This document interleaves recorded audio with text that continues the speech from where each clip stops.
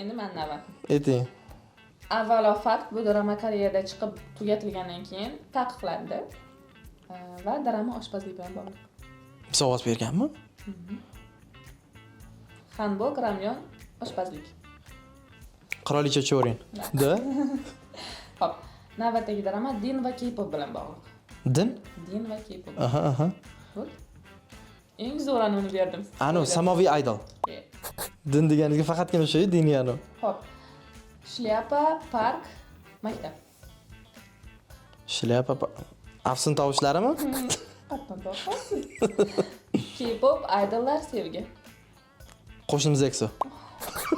Topdim. Xo'p, sizga yana ikkita e'tiboring. Hop.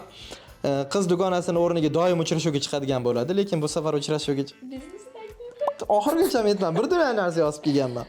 Keyingisi, qiz kasal bo'ladi va tuzalgisi keladi.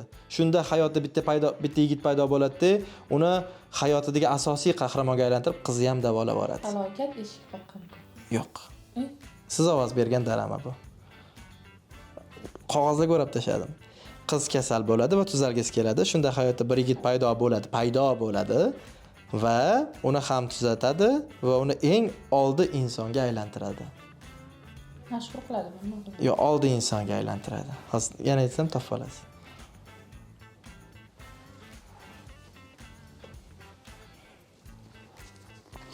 Nima edi bu? Maydami? Maydami qiz kasal bo'lmaydi-ku.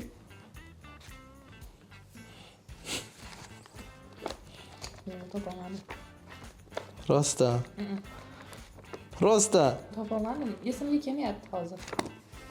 Men tasodifan uchratgan xarul. Qiz kasal.